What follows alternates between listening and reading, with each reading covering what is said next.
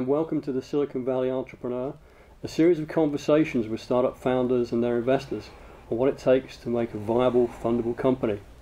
I'm Chris Gill, President and CEO of S-Phase, the Silicon Valley Association of Startup Entrepreneurs, the largest and fastest growing not-for-profit for entrepreneurs in Silicon Valley. This week I'll be interviewing Guy Kawasaki, Apple Fellow and co-founder and managing director of Garage Technology Ventures, about his new book, Reality Check. Guy, thanks for coming along. Former Apple Fellow. Okay, former Apple Fellow. I thought once an Apple Fellow, always. No, I walk into the Apple store at Stanford and pay full retail. And you pay full retail? Just like anybody else. Okay. Nope. Well, that's a good segue. I'd certainly like to ask you about that. How did you go from being a marketing evangelist at Apple to being a VC? Well, there was an intermediate step where I went from Apple to become an entrepreneur. I started a Macintosh software company. Mm-hmm. And after that, I became a writer and a speaker. And after that, I actually returned to Apple. This is the fellowship. At that time, Apple was supposed to die. This is 1995 or so. Mm-hmm. And of course, every 10 years or so, Apple's supposed to die. So that was that period. Check back at 2015 and we'll see what happens. But I was brought back to maintain the Macintosh cult. And while I was there, I worked with all the user groups and all this kind of stuff and for a couple of years. And then I got this idea to do Garage.com, or my co-founder had the idea and I joined him. And we started Garage.com, which is today Garage Technology Ventures. Okay. Yeah. And what differences do you see between the evangelism that you were doing for Apple and the evangelism that you do for Garage and the portfolio companies that you have? Well, as a venture capitalist, you don't really own a product. You don't ship it, you don't control it, whatever. And at Apple, you took pride because you walked into somebody's office and you saw a Macintosh, or somebody's home and you saw a Macintosh. It was your thing. It was you wrote a check mm-hmm. that eventually cleared into Apple's account, right? As a venture capitalist, you have to sort of get vicarious thrills where you funded a company who's creating a product that somebody buys, but it's not fundamentally your company. I mean, you're an investor in the company, but it's not your company. It's very different. It's one step removed. Okay, but you do a lot for the entrepreneurial world, and like to explore a little bit about your new book, Reality Check, mm-hmm. which is your ninth book, which is quite a track record. Why did you start writing books, and where the heck do you still find the time to do it? Well, I started writing books with a book called The Macintosh Way. This is back in, too long ago.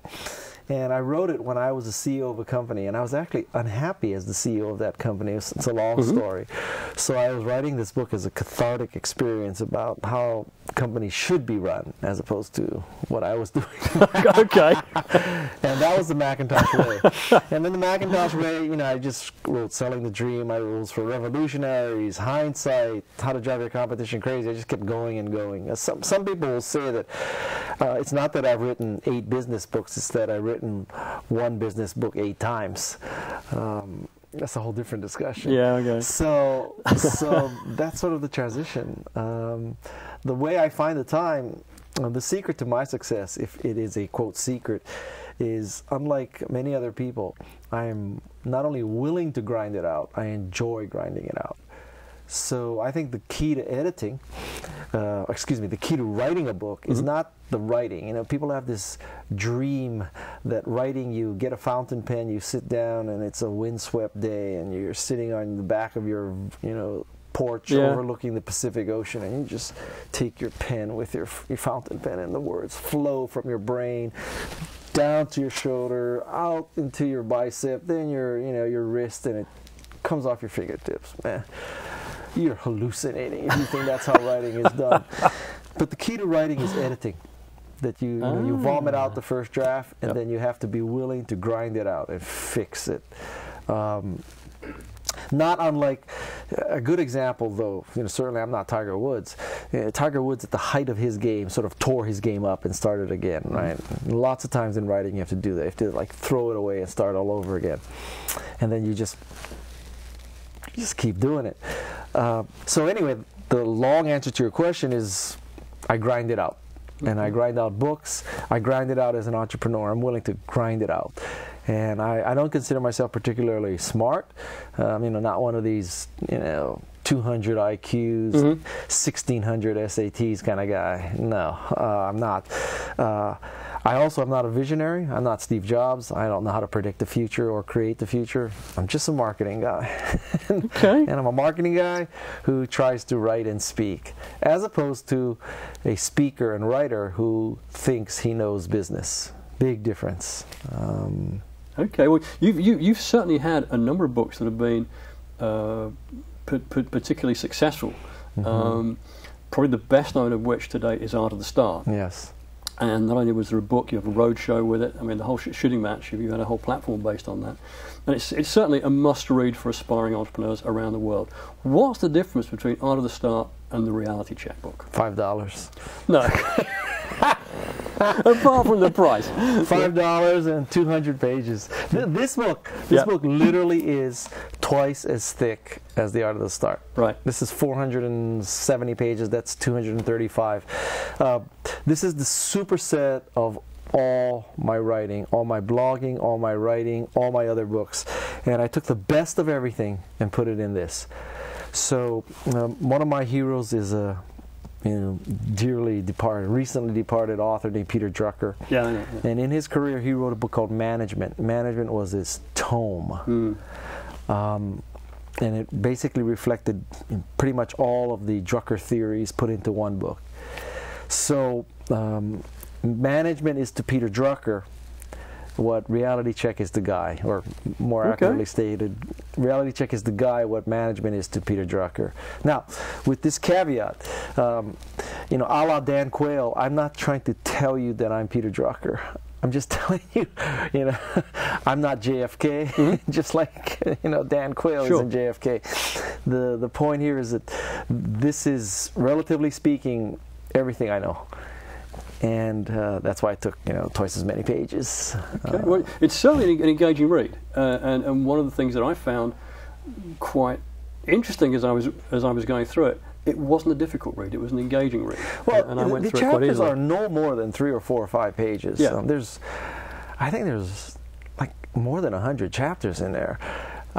So I'm not, the way I write is the way I would like to read. And the way I'd like to read is, tell me what to do. Don't tell me the theory, don't tell me the vision, don't tell me, the hype and the 50,000-foot view. Tell me, how many slides, like a lot of people say, well, how do you create a great PowerPoint presentation? So the 50,000-foot view is you need to have a high-quality one. Well, duh, compared to what? Until you told me have a high-quality PowerPoint pitch, I was going to create a crappy one. So, thank God you told me high quality. Now I know. Let me write that down, high quality. I don't believe in that. That's useless. So I'm telling you, PowerPoint, you should have 10 slides. That's it. And you should be able to communicate those 10 slides in 20 minutes, and you should use no font smaller than 30 points. I can't get more tactical than that. Right. And I tell you, these are the 10 slides that, what the content should be of each of the 10 slides. Can't be more tactical. This is a tactical book. It's not a strategic book. It's not a visionary book. I love books like The Tipping Point. Yep. But here's the thing with The Tipping Point. It's great to figure out, oh yeah, that's a very interesting story that Hush Puppies was not doing so well, and then one day, I don't know, whatever, inner city youth started wearing Hush Puppies, and it got to be the hot shoe, and it tipped. Yep. Yeah, that's a very interesting lesson. So now, you as an entrepreneur, you say, I learned something. I need to make my product tip. Okay, now what? The question is, how do you make something tip? Now that you know it has to tip, that's the hard part. And so this addresses the hard part. And I was also interested in this, that you refer to a lot of other people, and in fact you have, in The Reality of Starting, you've got a guest chapter by Glenn Kelman, CEO of Redfin. Yes. Why did you put that in?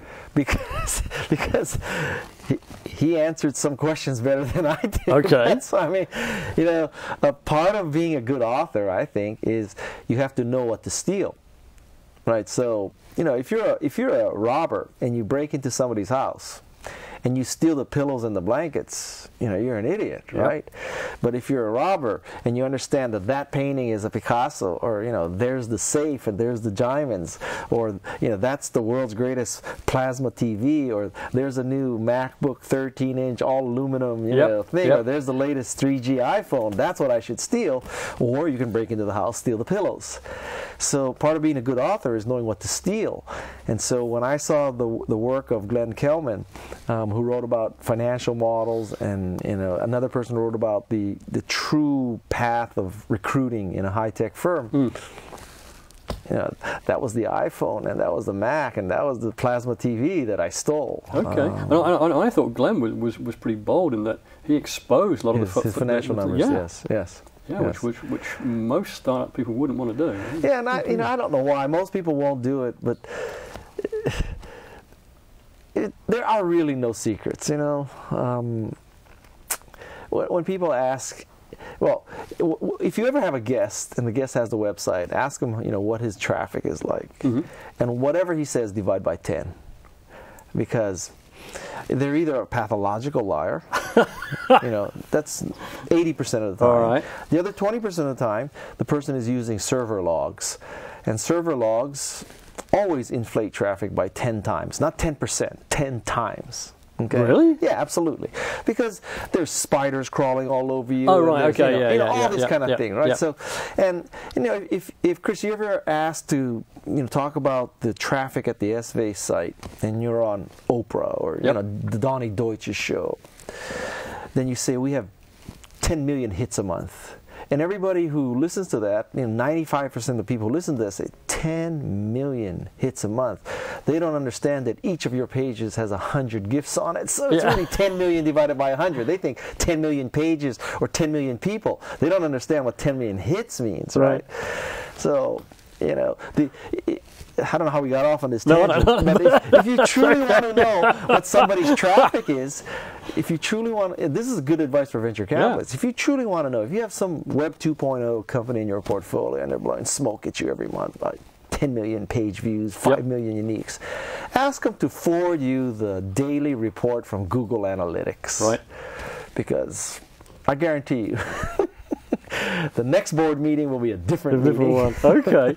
Well, you touched on it briefly. You actually use a lot of verbatim in interviews with subject experts in the book, rather than summarizing their findings, which other people might have done. Well, why did you do that? Well, there's two levels there. So, one level would be to tell you, but I wanted to preserve their voice, and each individual has a unique voice. Mm-hmm. Pretty good answer, huh? Yep, I should just stop there, right? Yep.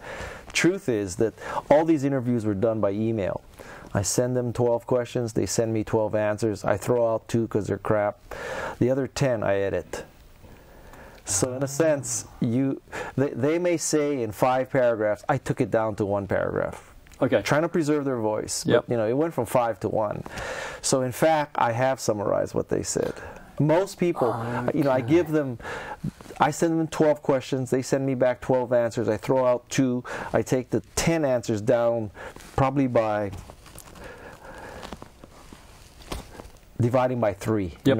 It's a 1/3 the length when I'm done with it. I give it back to them, and they say, thank you, Guy. You really made me seem much smarter and much clearer than I. But they're certainly very crisp. They're on point. They don't ramble. Guy, Chris. Yeah, they're very good. Yeah. And on that crispness area, I was interested to reading through it.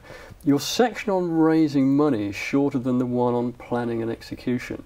As it should be. Why is that? Because most entrepreneurs that I know reverse that entirely. Well, that's because they think that the challenge that a company faces is raising money. Yes, absolutely. Right, so they think that's the hard stuff. Yeah. We raise money, takes 6 to 9 months. Finally, we get the $1 million, the $500,000, whatever they get. Yep. Now they can relax. Man, oh man, oh man, oh man. You're so wrong. The moment the check clears, that's when the work begins. And it's sort of like writing a book. Authors think, the hard part is writing the book. I got to draft it. I have 1 year to write it. I have hundreds of pages I have to go through, and my editor is going to tell me this section is crap, so change that. And it's all this. And then the copy editor.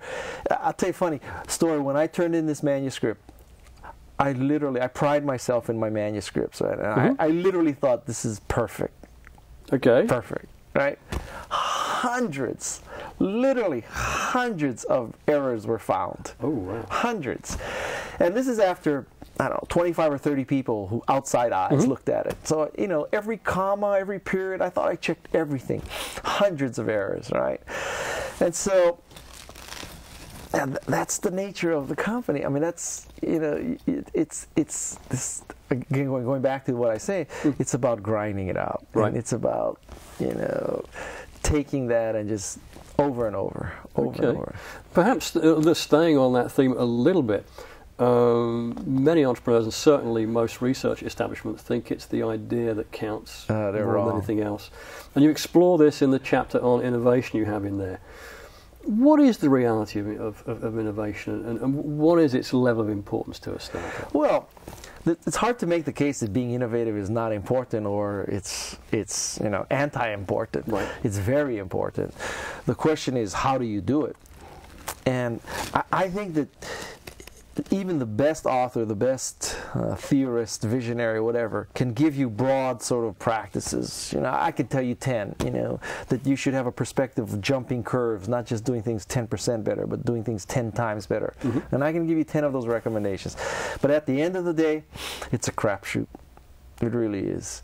And if you look at the tech companies in Silicon Valley, I think the richest vein is probably find 2 guys or 2 gals, probably in the computer science or engineering department of Stanford, who are creating the product that they themselves want to use. That's probably the richest vein. And that is completely contrary to almost every venture capitalist investment theory. Yes. Almost every venture capitalist, except Kleiner Perkins and Sequoia, and there's a reason why those two are the most successful firms, they'll tell you they want a proven team with a proven technology, with a proven business model, right? Okay, let's take that as the premise. Now, let's just go back in history. Would you say that Apple had a proven team with a proven technology, with a proven absolutely business not. model? No. Yeah. Okay, how about Yahoo? Same deal. How about Google? Google was the same deal. People ran YouTube? from Google. Okay, so tell me an example of a proven team with a proven technology and a proven business model. Webvan? Yeah. Webvan? Yeah, terrific. You know, all these like high-priced, very experienced managers, right?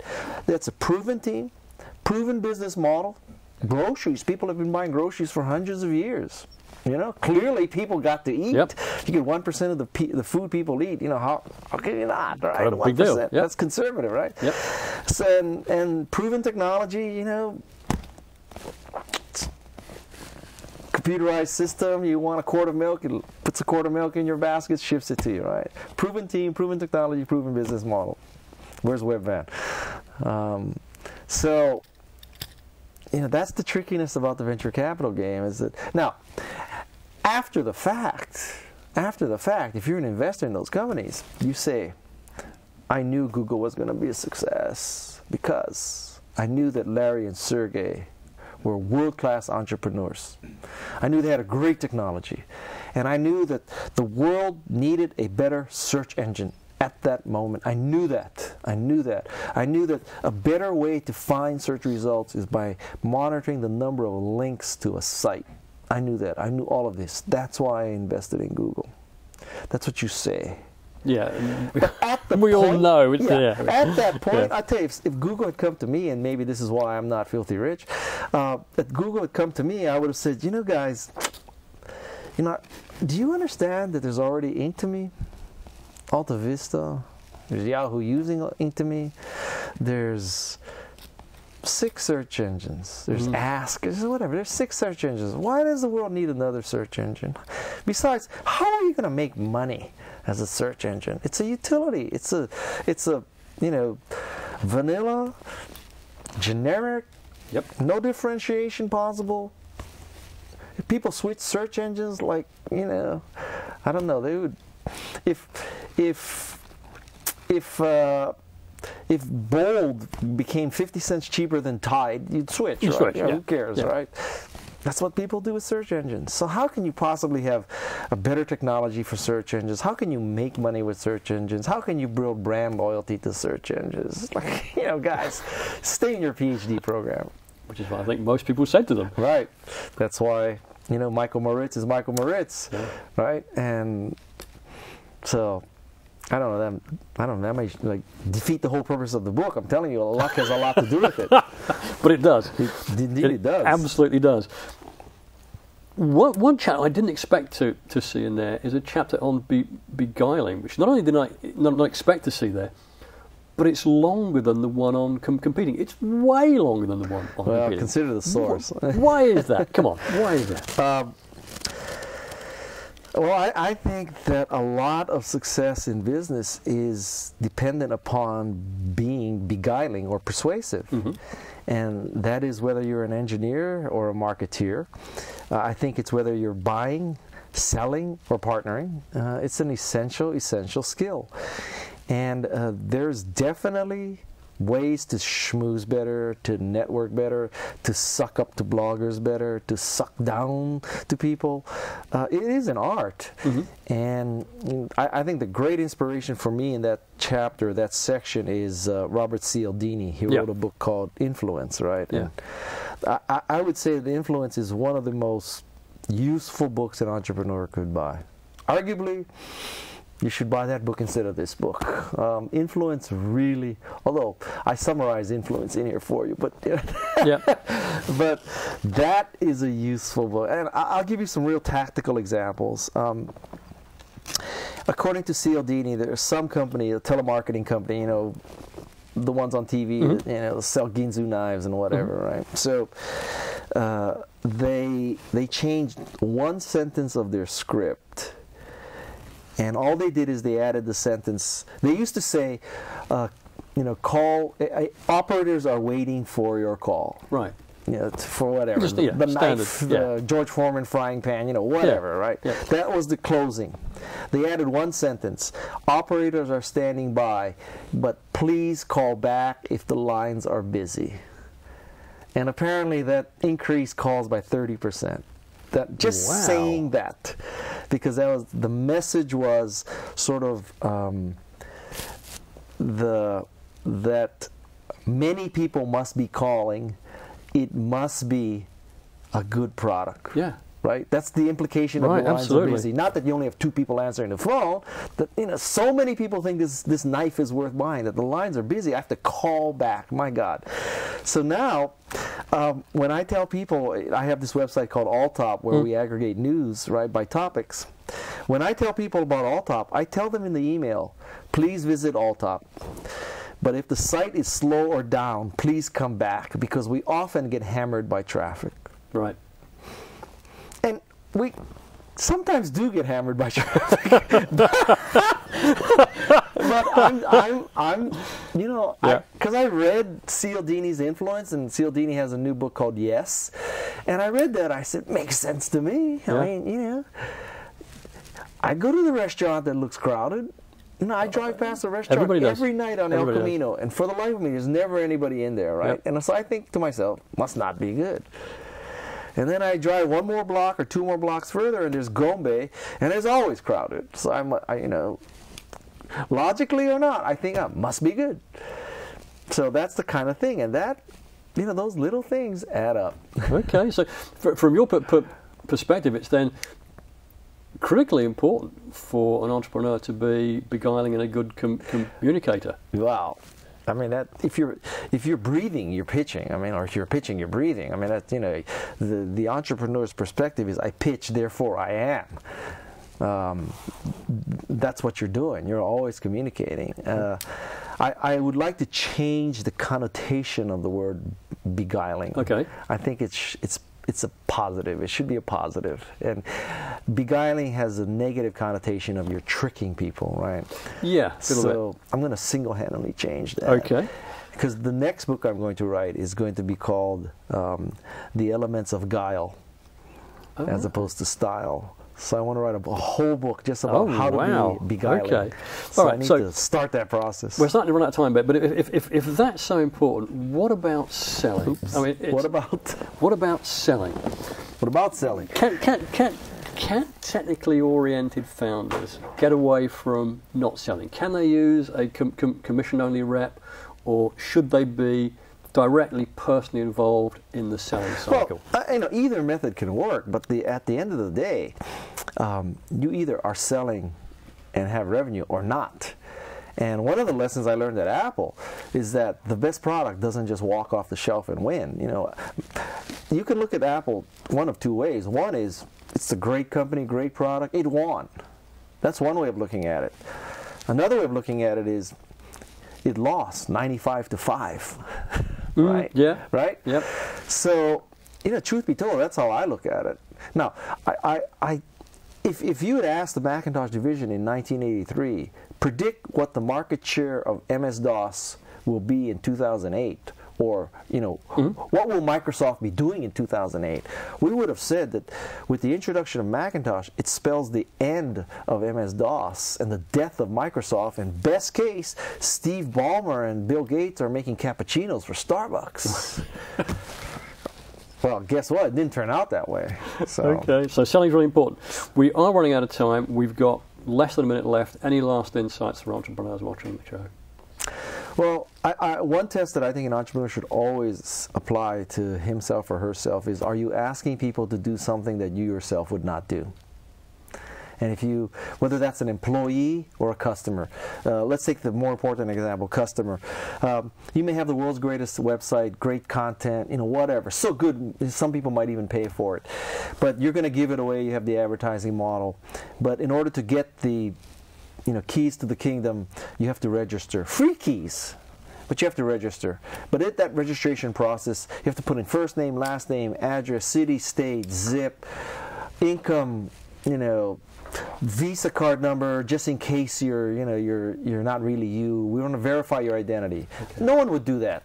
So, why you wouldn't do that? So why are you asking your customers to do that? That's a good test. Guy, thank you very much. Unfortunately, I've got the wrap-up sign. We have to wrap it up now. All right, no Thank problem. you very much for coming along. Great pleasure to see you again. Thank you for talking about the book. I wish you every success. And My good to pleasure. see you here. Thank you. This is Chris Gill, the Silicon Valley Entrepreneur, signing off. I hope to see you again next month. Thank you.